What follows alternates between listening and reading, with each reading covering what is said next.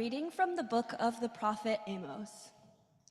Ah, you who turn justice to wormwood and bring righteousness to the dust, rest assured, since you trampled on the poor, extorting inhumane taxes on their grain, those houses you built of hewn stone, you will never live in them. And those precious vineyards you planted, you will never drink their wine. For I have noted your many atrocities and your countless sins, you persecutors of the righteous, you bribe takers, you who deny justice to the needy at the city gate. Hate what is evil and love what is good. Maintain justice at the city gate, and it may be that God will take pity on you. I despise and reject your feasts. I am not appeased by your solemn assemblies. When you offer me burnt offerings, I reject your oblations and refuse to look at your sacrifices of fattened cattle.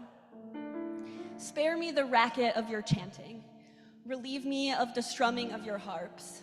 Instead, let justice roll on like a river, and righteousness like a never-failing stream. And a reading from the Gospel of Mark. One of the religious scholars asked Jesus, "Which is the foremost of all the commandments?" Jesus replied, "This is the foremost. Hear, O Israel, God, our God, is one. You must love the Most High God with all your heart, with all your soul, with all your mind, and with all your strength. The second is this: you must love your neighbor as yourself. There is no commandment greater than these." This is the word of life and love.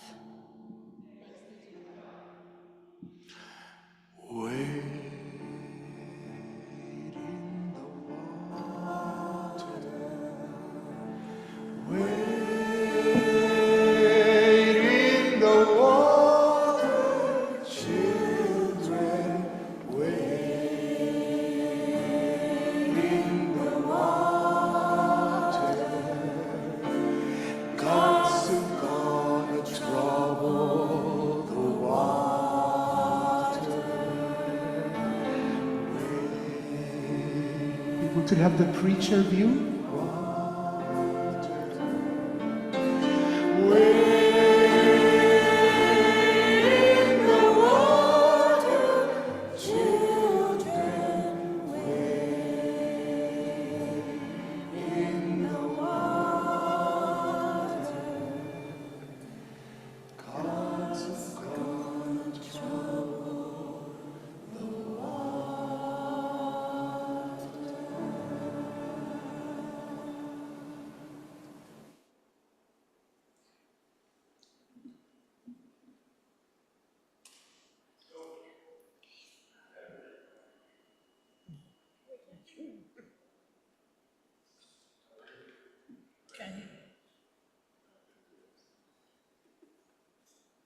Let me start again.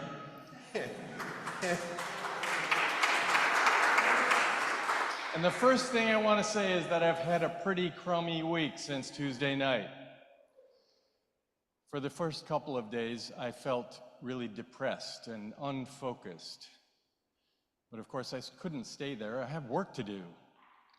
And then we had a powerful prayer service at St. Paul and St. Andrew with them and a couple of other congregations, and that service provided those of us who gathered there and those online with the space to express the things we were feeling, all the things we were feeling, our lament, our anger, our fear, and so much more. And for most of us, I think it was a much needed salve on a very painful open wound. And in the sending forth at the end of the service, I said, it's so important for us to allow ourselves to feel all of our feelings for as long as we need to. But someday soon, someday soon we will need to move on from lament and fear to determination and resistance and action. And we concluded the service by lighting candles. Everyone had a candle. They were little electronic candles, but they stayed lit in the wind. So we all had a candle, and we walked out onto the stairs on West End Avenue to shine the light of love and justice into a world in so much turmoil. And we sang, "This little light of ours, we're going to let it shine." We're going to let it shine in our neighborhoods, in our city, across this land that we love, and into the whole world. And so I'm so grateful to have been part of that service. It helped me to heal a little bit. It lifted me up and everyone who was there in a very difficult week. And I'm also incredibly grateful to be a part of this community of love. Especially at this historical moment.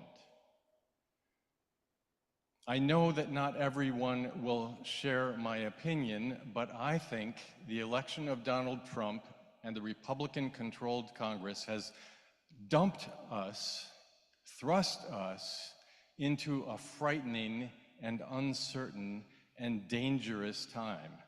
And I feel more than ever that I need you. And we need each other to draw courage and strength for the days ahead. We cannot predict what will happen, but it is surely going to be a rough ride over at least the next 4 years.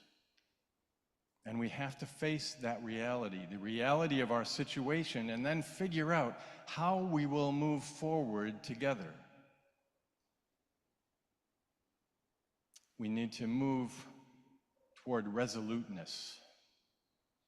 And we will need to hold and support one another in order to get through this and to carry on the work that we had already laid out for ourselves as a congregation long before this election.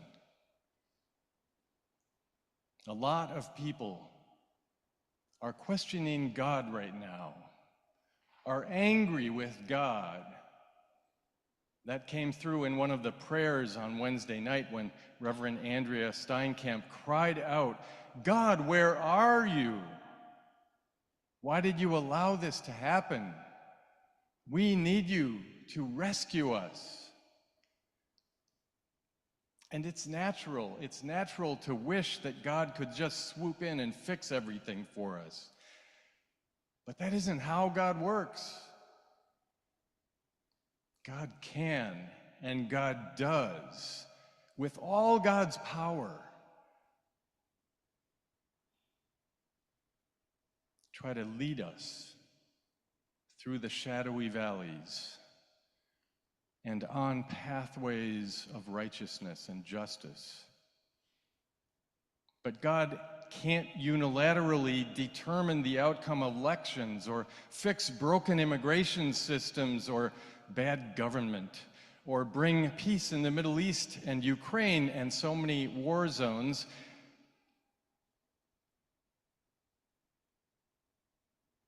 God needs us to do that with God.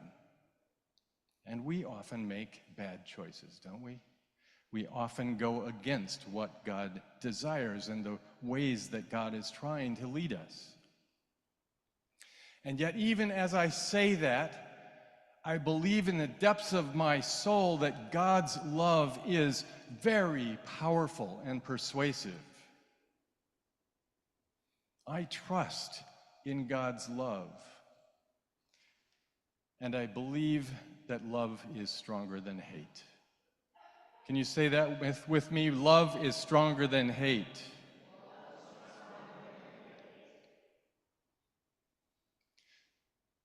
Why does it sometimes feel like God is failing to persuade us human beings to be better?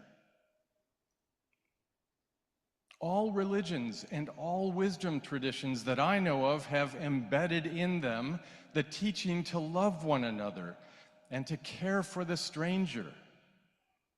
And yet, in spite of that, humans have evolved these powerful forces and powerful systems that push us in the opposite direction, that push us to feel like there's never enough. So we must compete with one another because there's not enough to go around. We selfishly compete and rather than cooperate for the common good. But the truth is that there is always enough. There is always enough for everyone's needs when we share.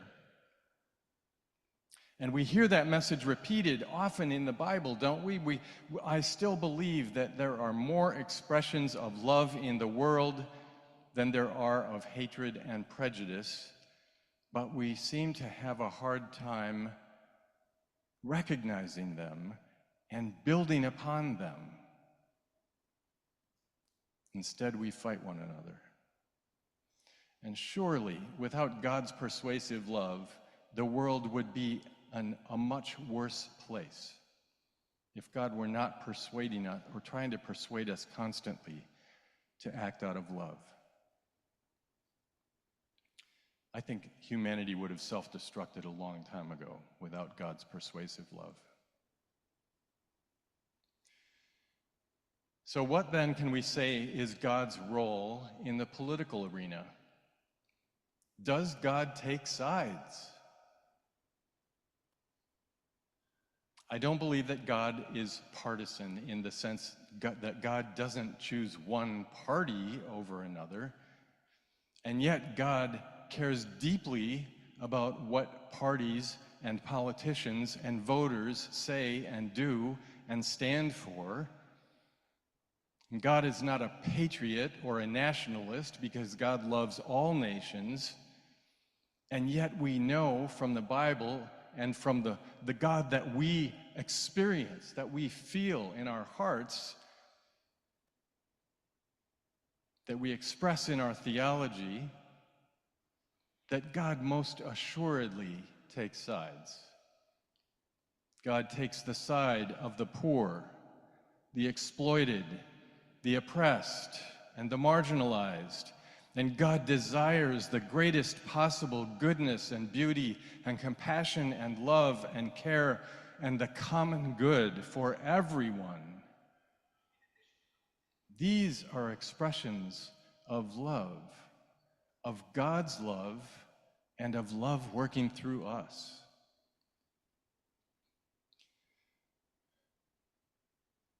And friends, let me make it clear that many of those who voted for Trump must believe that God was on their side this week.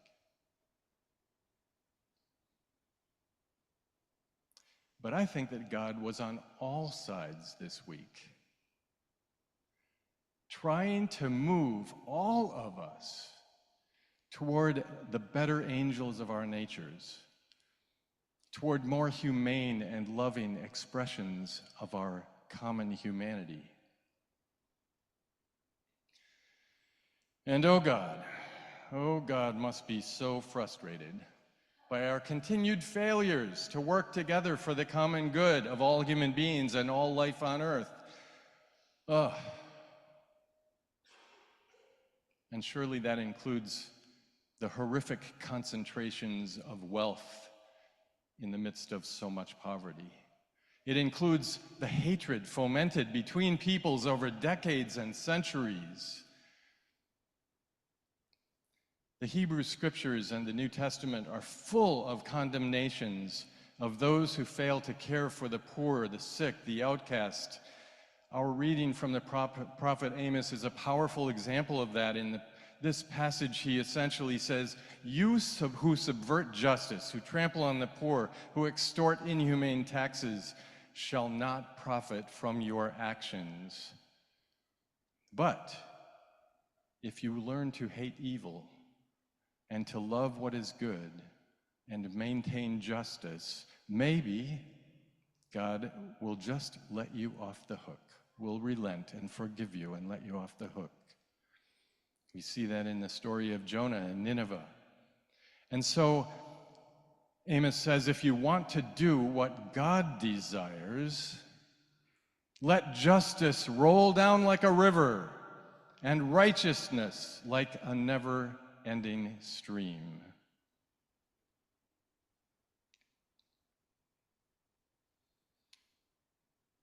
I was especially moved this week listening to Governor Tim Walz's concession speech. He said in going around the country during the campaign, he found that people across the political spectrum expressed a lot of the same things. They were fearful and anxious about the situation in the world. They want to feel safe and secure. They want a chance to get ahead in their lives and make life better for their children. They want the freedom to make choices for themselves that may be different from those of their neighbors. Many of them voted for Kamala Harris and Tim Walz, but more voted for Donald Trump and J.D. Vance. Many of them are in Christian congregations that, like ours, try to love our neighbors and provide food and clothing for those who don't have enough. Not everyone who voted for the Republicans is a white Christian nationalist or a denier of climate change. They are certainly not all against reproductive rights for women, because in states that the Republicans won, they also passed resolutions to protect reproductive rights. It's very contradictory. And so in our current political climate, with such a divided nation, I think that God is calling us, in part, to build bridges of love rather than barricades on which to fight. We need to work to understand why this happened, why people made this choice, how we can build understanding and cooperation where possible, and even find places for compromise. Of course, there will be many places where we also need to resist with all of our might, with all of the tools we have in situations where it's not possible to come together. But let's not demonize our opponents. Jesus opposed many groups within Jewish society, but he never demonized individuals. Jesus calls us to love our enemies and to care for the stranger, even as we try to stop the worst actions that the government may now do. I thought that William Barber put it so eloquently this week. He said, in this season, when we want to harden when some want to harden and stop the heart of our democracy, we are called, like our foremothers and fathers, to be the moral defibrillators of our time. The moral defibrillators. We must shock the nation with the power of love. We must shock this nation with the power of mercy. We must shock our nation and fight for justice for all. We can't give up on the heart of our democracy. Not now, not ever.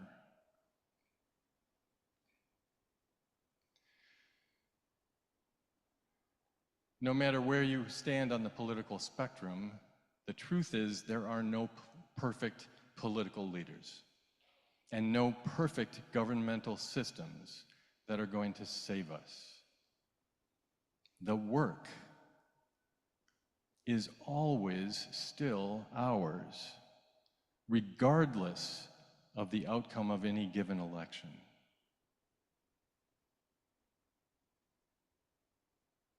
And it's hard work. It's going to be very hard work. But this hard work is holy work.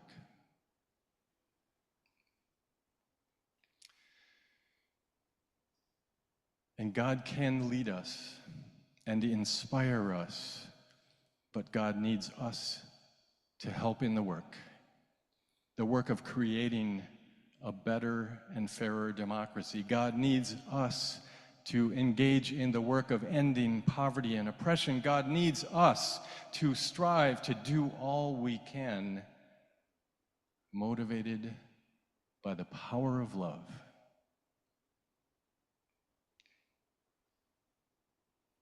We can't deny that having the MAGA movement in power is going to make that work much more difficult. I really was hoping that we would have a Democratic sweep. Not because I think the Democratic Party has been so much better at solving the problems of poverty and immigration, the horrible wealth gap, addressing climate change, but I felt that we would have at least more room to advocate for fundamental change. And now we'll mostly be trying to build relationships, tear down walls of animosity, and fight defensive battles.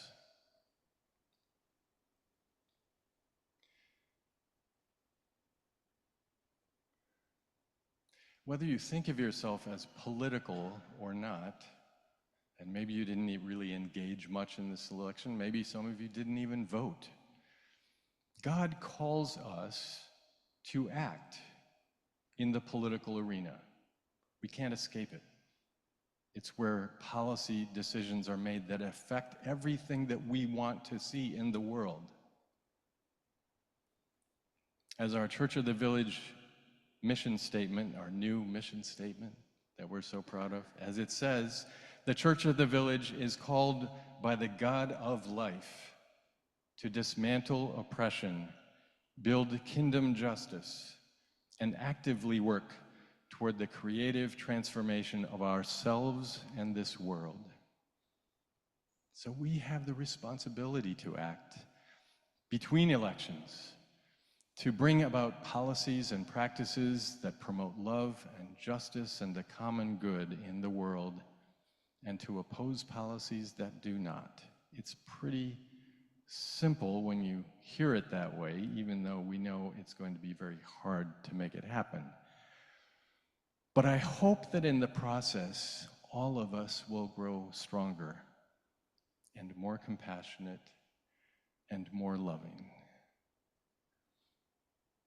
And I hope that we will come to understand better and to have compassion for the hopes and dreams and motivations of those with whom we disagree politically and disagree otherwise.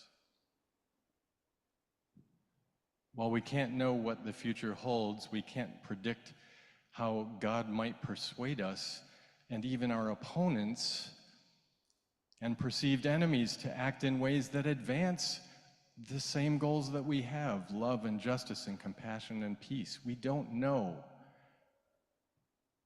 But we do know that God is always trying to persuade all of us.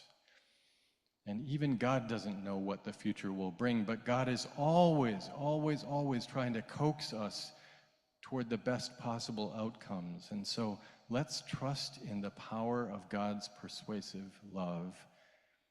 Friends, God is, as we sing so often, building a new way. And God has work for us to do.